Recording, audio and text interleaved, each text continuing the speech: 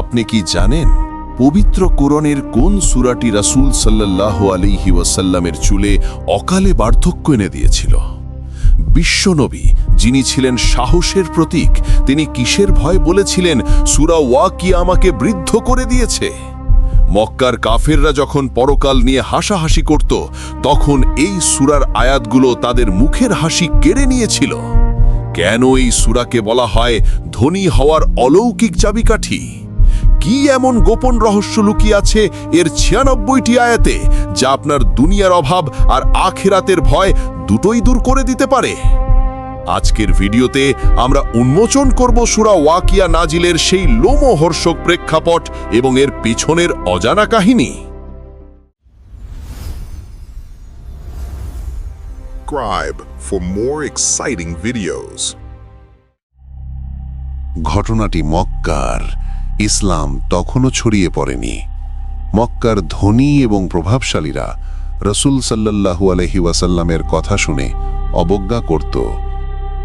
যখন নবীজি বলতেন মৃত্যুর পর আমাদের আবার জীবিত করা হবে, বিচার হবে, তখন তারা হাসতে হাসতে গড়িয়ে পড়ত। তারা মাটি থেকে হাড় তুলে বলতো, হে মুহাম্মদ, আমরা যখন মরে পচে গলে মাটিতে মিশে যাব, তখন আবার আমাদের কে জীবিত করবে? এটা তো গাঁজাখুরি গল্প ছাড়া কিছুই না।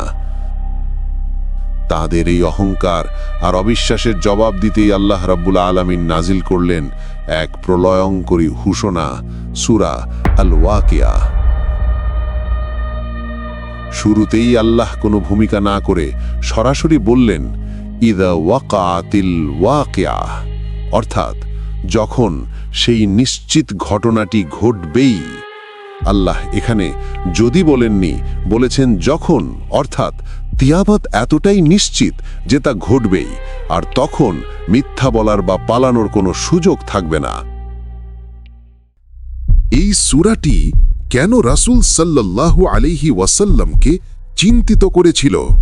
কারণ এখানে কিয়ামতের দিন মানুষকে এমন ৩টি ভাগে ভাগ করা হয়েছে যা শুনলে যে কোনো মানুষের গা শিউরে উঠবে। কল্পনা করুন সেই দিনের কথা, পৃথিবী প্রবল কম্পনে কাঁপছে, বিশাল পাহাড়গুলো ধুলোর মতো উঠছে। সেই সময়ে আল্লাহ মানুষকে ৩টি গ্রুপে আলাদা করে দেবেন। ১. আসহাবুল মাশআমাহা, বামপন্থী হতভাগা দল। এদের জন্য অপেক্ষা করছে লোমকূপ দিয়ে ঢুকে যাওয়া গরম বাতাস আর ফুটন্ত পানি। ২. আসহাবুল মাইমানাহা, ডানপন্থী, যারা সফল তারা পাবে জান্নাতের শান্তি। ৩. আস-সাবিকুন, অগ্রগামী, এরা স্পেশাল ভিআইপি। এরা তারা যারা দুনিয়াতে নেক কাজে প্রতিযোগিতা করত। এদের সম্মান দেখে সেদিন সবাই ঈর্ষা করবে। এখন প্রশ্ন হলো, আপনি কোন দলে থাকবেন? যারা পরকাল বিশ্বাস করত না, এই সূরার শেষের দিকে আল্লাহ তাদের এমন 4টি প্রশ্ন করেছেন যার উত্তর বিজ্ঞান আজও দিতে পারেনি। আল্লাহ চ্যালেঞ্জ ছুড়ে দিয়ে বলেন, ১.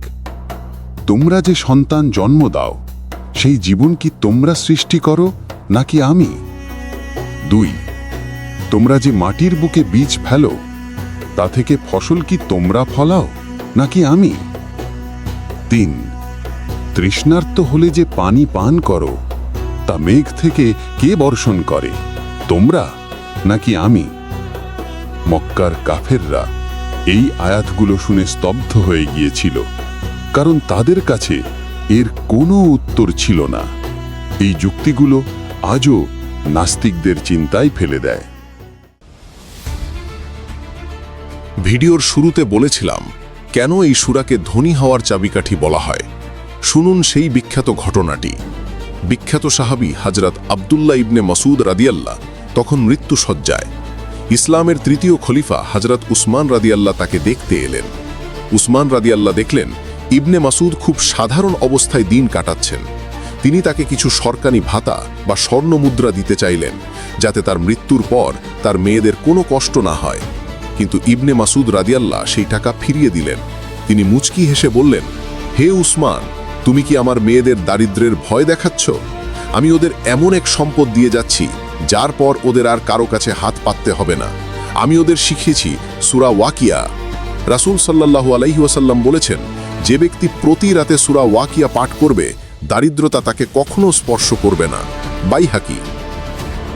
প্রিয় দর্শক, সূরা ওয়াকিয়া কেবল একটি সূরা নয়, এটি একটি গাইডলাইন। এটি আমাদের মনে করিয়ে দেয়, দুনিয়ার এই চাকচিক্য একদিন ধুলোয় মিশে যাবে, কিন্তু আল্লাহ দেয়া রিজিক ও পরকালের সম্মান চিরস্থায়ী। আসুন আজ থেকেই প্রতি রাতে ঘুমানোর আগে অন্তত একবার এই সূরাটি অর্থসহ পড়ার অভ্যাস করি। কে জানে, হয়তো এই আমলটিই হতে পারে আমাদের নাজাতের উসিলা। ভিডিওটি ভালো লাগলে শেয়ার করে আপনার বন্ধুদেরও জানার সুযোগ করে দিন। এমন আরও রহস্যময় ইসলামিক ভিডিও পেতে আমাদের চ্যানেলটি এখনই সাবস্ক্রাইব করুন। আল্লাহ হাফেজ।